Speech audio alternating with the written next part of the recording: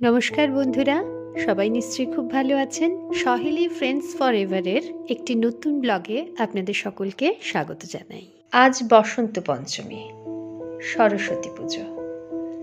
ছাত্রছাত্রী এবং শিক্ষক শিক্ষিকা এই দুতরফেরই আজকের দিনটাতে চরমতম ব্যস্ততা। তো স্কুলের দিদিমণি হওয়ার সুবাদে আমার জীবনেও আজকের দিনে ব্যস্ততা কিছু কম নয়। সরস্বতী পুজোয় স্কুল তো যেতেই হবে, কিন্তু তার আগে বাড়িতে একটু পুজোর প্রস্তুতি সেরে নিতে হবে। সরস্বতী পুজোয় কোনোদিনই বাড়ির পুজোতে আমি উপস্থিত থাকতে পারি না, যেহেতু স্কুল যেতে হয়, কিন্তু পুজোর প্রস্তুতিটা আমাকেই মোটামুটি সেরে যেতে হয়। গতকালকেই যেমন স্কুল থেকে ফেরার পথে বাজার দোকান করা, ঠাকুরের জন্য ফল মিষ্টি ইত্যাদি কিনে আনা, এইগুলো আমি সেরে রেখেছিলাম।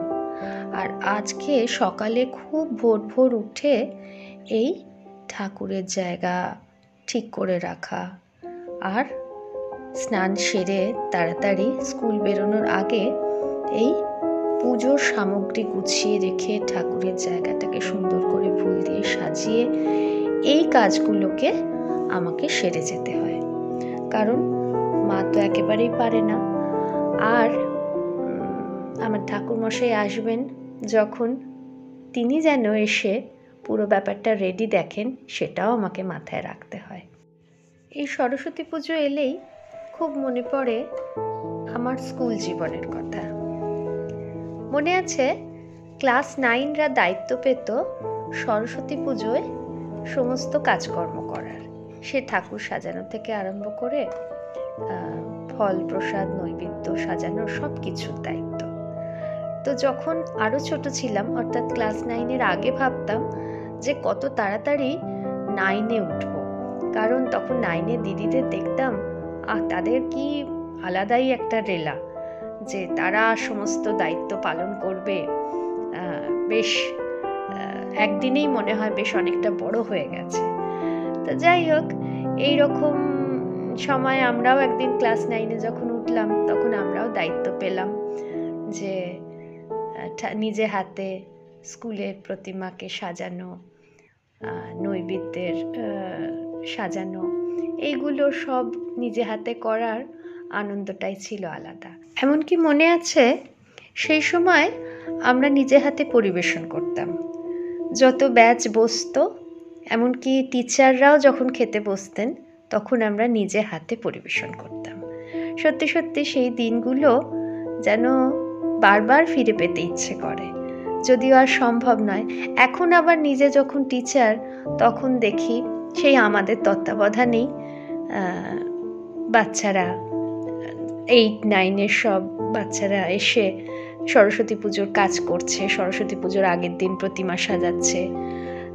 তো এই কাজগুলো তারা করছে, ওদের দেখে দেখেই মনে হয় আবার নিজের ছোটবেলাটায় ফিরে যাই।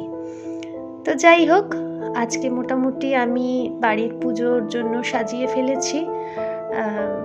ঠাকুরের জায়গাটা ফুল দিয়ে সাজানো হয়ে গেছে, ফলটাও সাজিয়ে রাখলাম, আর এখন মিষ্টিটাও সাজিয়ে দিই। ফলটা কাটি না, কারণ কাটা ফলে অসুবিধে হয়, কে কখন খাবে জানা নেই, সেই জন্য গোটা ফলই ঠাকুরকে নিবেদন করা হয়। আর মোটামুটি আমার এখানের প্রস্তুতি শেষ। এইবার প্রস্তুতি আর একটা আছে, সেটা হচ্ছে নিজেকে সাজানোর প্রস্তুতি। যেহেতু সকাল সকাল একদম সময় থাকে না, তাই এমন একটা শাড়ি বের করেছি যেটা চট করে পরা হয়ে যাবে। আর আজকের দিনটার সঙ্গে এই শাড়ির রঙটাও কিন্তু চমৎকার মানিয়েছে, কি বলেন?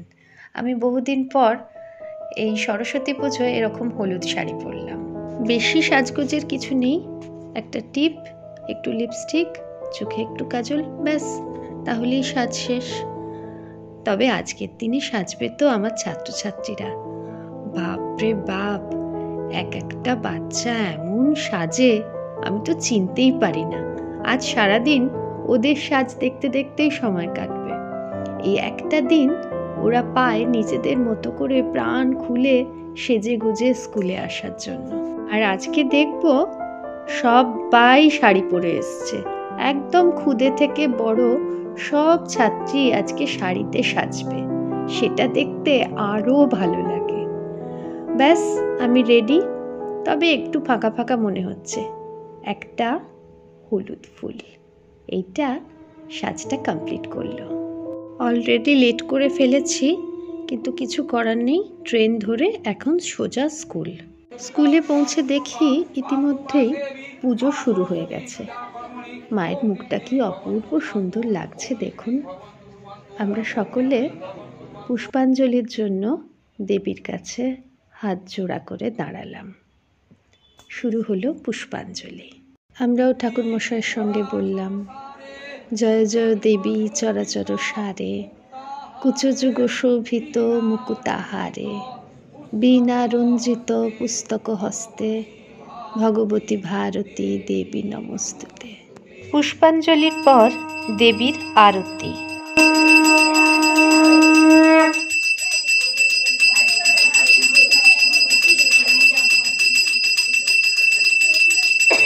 আর এইদিকে দেখুন, ওরে বাবা কি ভক্তিমতী!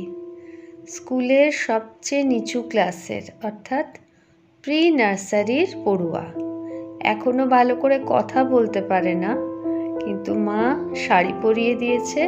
শাড়ি টাড়ি পরে সেজে গুজে মায়ের সঙ্গে স্কুলে এসেছে ঠাকুর দেখতে। কি মিষ্টি লাগছে। আজ সারাদিন স্কুলে ছাত্রছাত্রীদের দিকে তাকিয়ে তাকিয়ে সময় কেটে গেল। সবাই কত সেজে গুজে এসেছে। আমি তো আবার স্কুল ইউনিফর্ম না হলে কাউকে চিনতেই পারি না।